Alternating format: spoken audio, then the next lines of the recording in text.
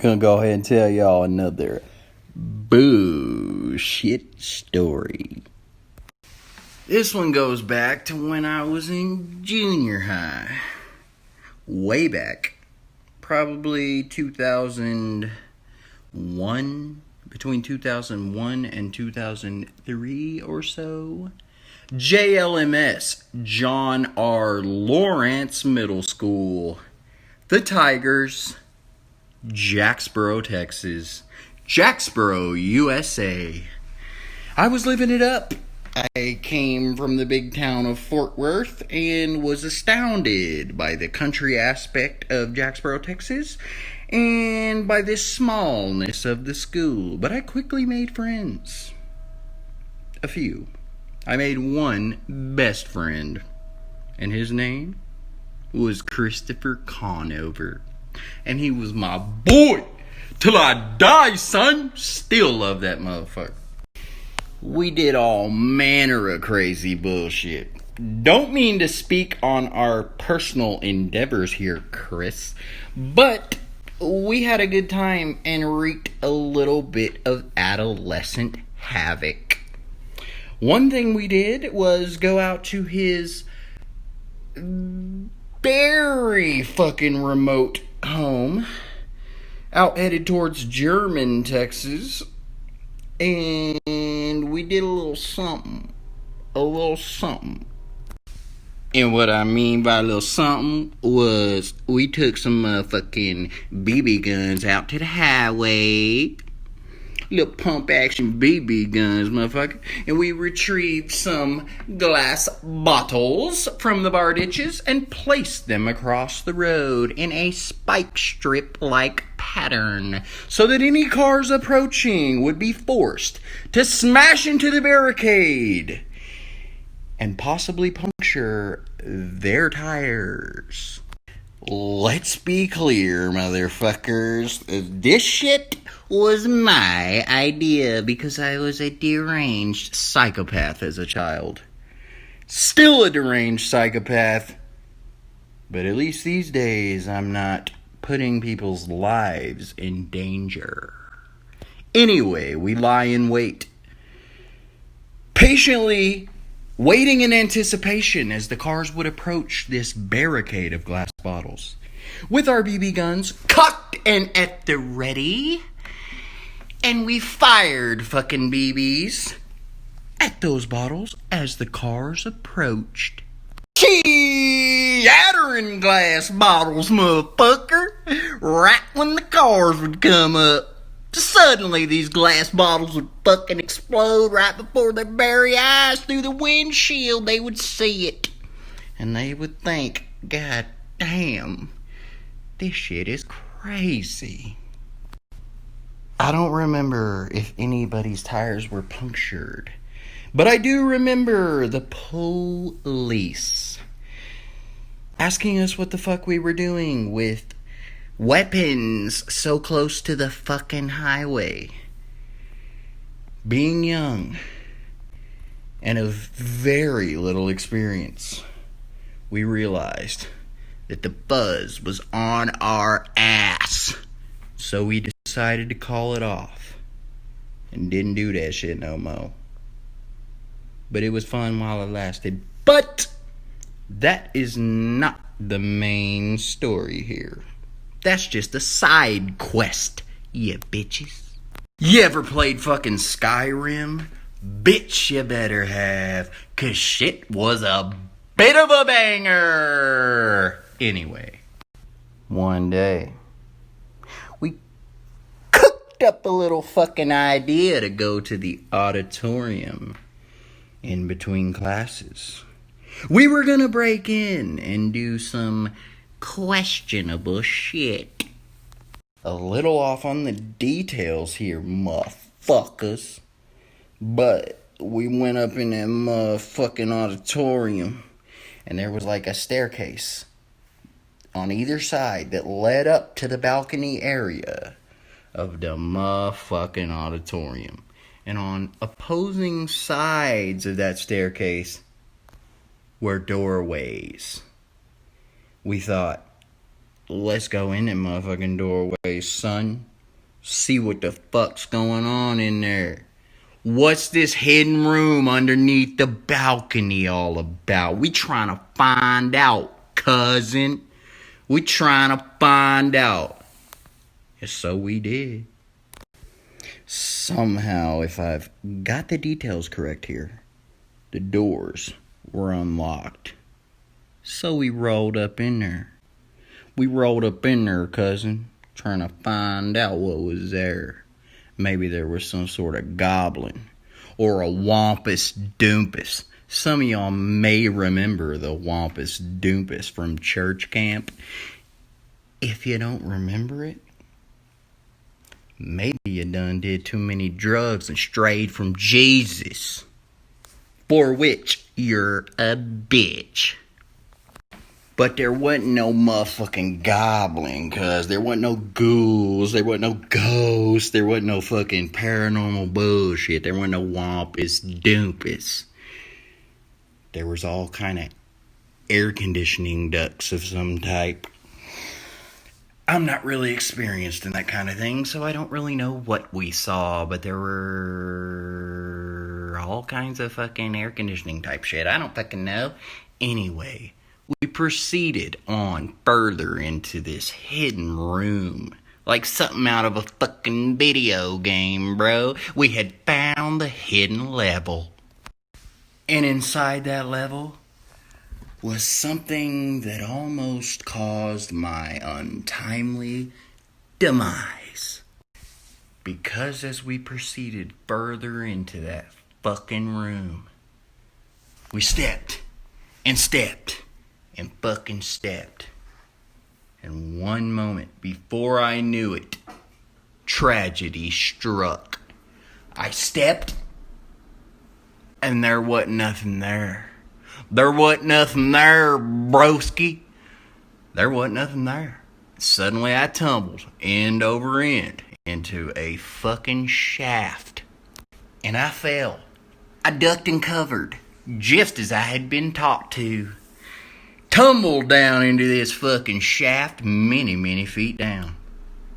I found myself at the bottom of what I thought to be hell. I looked up, saw a little bit of light. I wondered, what has happened to me? What has become of my poor, poor soul? I had banged myself up a little bit on my way down.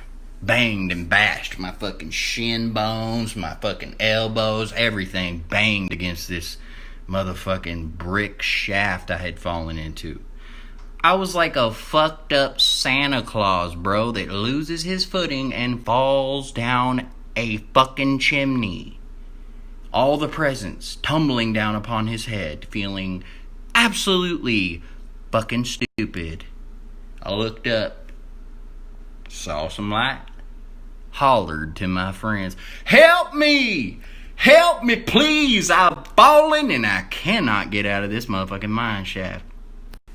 I saw some figures at the opening of this chasm in which I found myself. They looked down at me, wondering, how the fuck did this happen, bro? They reached down, lifted me out, helped me gain my footing. I pressed my feet against the walls and climbed up, made my way out.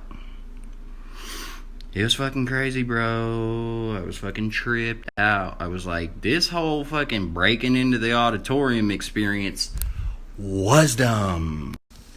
I was probably like 15 feet down. I had to climb my way out of that motherfucker, reaching up, grabbing their hands. Maybe not 15 feet, I don't fucking know, but it felt like an eternity I was falling. And I was thinking at the time, like, dude, I'm gonna fall to the bottom of this bitch. It's gonna be nothing but a thin bit of wood stopping me from plummeting down into the lobby of the auditorium. Somehow I landed on solid ground. Still don't know what I landed on, but they helped me out. And then we rolled back down that motherfucking staircase down to the bathrooms in the lobby of the auditorium. I pulled up my motherfucking pant leg and looked at myself in the mirror. I had some scratches, I had some bruises, and I had some bumps. But on my shin, I saw something. Maybe you can see it. A little bit of patch there where there ain't no hair. I had gouged myself on the fucking brick sides of this shaft I had fallen down. And it was brutal, bro. You could see to the bone, to the bare bone. There ain't much there on your shin. Like, it's a very thin layer of shit going on there. I had banged it pretty bad. I was bleeding through my jeans pretty profusely. I don't like being injured. Not my thing. Tears welled up in my eyes as I noticed that I had been maimed. I had been fucking maimed, bro, by this goddamn shaft. Maybe there was some sort of goblin or Wampus Dumpus creature in there that had pushed me and forced me to tumble down this shaft. I didn't know. What I did know is that I was bleeding, son. I was fucking bleeding all over the place. And I was scared, because I knew I was going to have to get surgery. Y'all gotta forgive me here, because I was like 10 or 11 years old. I was scared. I was maimed. I was injured. I was hurt. So I went to the nurse's office, like you often do whenever you're hurt and bleeding. They told me, this is pretty bad, bro. Like, how did this happen? So I cooked up a story. And what I told them was, it was a little icy outside, and I decided to tell them me and my broskies were skating around on the fucking ice. Just skating, just dancing around, doing our fucking thing. And I had slipped and fell and drove my shin into a stray rock on the ground. And that rock had gouged my shin and caused profane amounts of bleeding. So I went to fucking PE and I was like, yo, I can't fucking participate today. There ain't no way. I'm fucking bleeding, son. I got a gouge in my shit. Ain't no way I'm fucking running around the fucking gym today. Nah. Fuck all that. I'm hurt. Y'all better recognize when a motherfucker's injured and hurt and shit. So I didn't do jack shit. I sat in the bleachers chilling, doing my fucking thing. I knew I was hurt. I had some anxiety welling up in the inside, deep in my heart. Deep in the cockles of my heart, I knew that I was fucked up and that I was going to have to go to the hospital. So after I got out of school that day, that's where I went, the motherfucking hospital with my mama. God love my amazing mama, because I put her through some shit that day. I was like, I don't want to do this. I don't want to be here. I don't like doctors. I don't like needles. I don't like surgery. I don't like sickness. I don't like illness. I don't like ailments. I don't like none of this shit. I don't want to do it. But I went because I was hurt. She's a nurse, and she insisted, we got to get this shit taken care of. Because if we don't, your fucking shin's going to grow back together all fucked up. And you ain't going to like that one bit. And yes, I told my mama the same motherfucking story that I had told that nurse. Me and my homies were skating around on the fucking ice, bro. I had slipped and fell and hit my shin on a rock. I don't know if she believed it or not. I don't know if I was a convincing liar. Maybe I was, maybe I wasn't. Surely she couldn't have ever suspected that I broke into the auditorium hidden level room to find a Wampus Dumpus, or whatever I had expected to find there.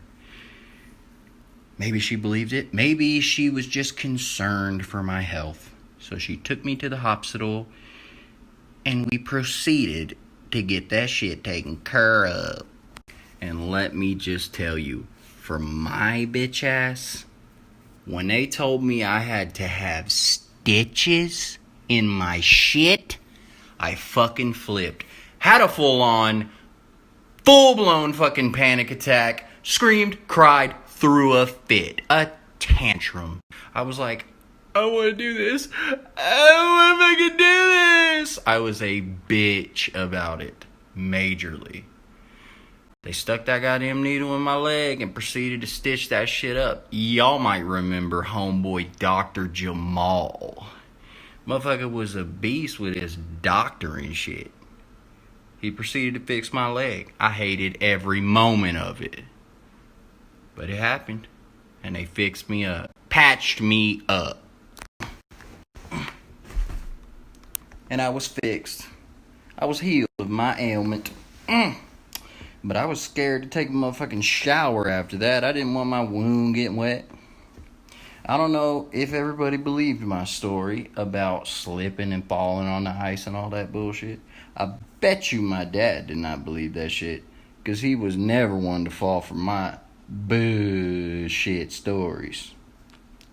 So he probably thought the whole time, this motherfucker lying. He went around and fucked around and did some dumb shit. Maybe my mom bought it. I don't know.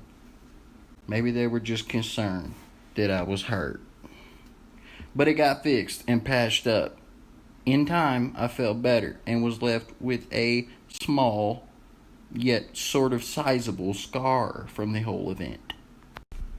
Neither one of them buys it now, because I just went public with the real story. That I was fucking around, homie. I was fucking around with my homeboys, just out here doing hood rat bullshit in the auditorium. Fucking off. Wreaking havoc around JLMS. Because that's how we rolled. This time, we rolled a little too hard. Keeping it real went wrong for a motherfucker. Because I injured myself. In time, I got better. In time, it all healed up. But I was left with a wound that I can never get off my body. Much like this scar here caused by a feline. But that shit is a story for another day. I'll tell y'all sometime. But not right now. Because I gotta do my thing. Get back to this fucking dope ass pimp living that I be living out here. So don't be asking me about my scars. Because now you know about one of them. I ain't got many. I've lived a pretty crazy life. But that time at JLMS, breaking into the auditorium was probably the pinnacle of my existence. So y'all don't just fall all over yourself to fucking thank me for yet another amazing and beautiful, elegant fucking story about my living. Y'all don't just fall all over yourself fucking about my stories. Because I know they're pretty goddamn tight. I heard a little something the other day. I want to leave y'all with this. I was talking to a man here on Snapchat who was responding to my amazing stories. He showed me a few things. And what he told me was this. What he said was, right here are a few things that I have constructed myself. Four-wheelers. Things of that nature. In a giant barn-like garage. And what he said was, check out that motherfucking four-wheeler right there, son. That ain't country. I'll kiss your ass. I went so far as to expand it to a little version of my own. If this voice I'm using right now in this motherfucking video ain't country, you can pucker up your lips, spread my motherfucking cheeks apart, and suck my butthole. You bastard ass motherfuckers.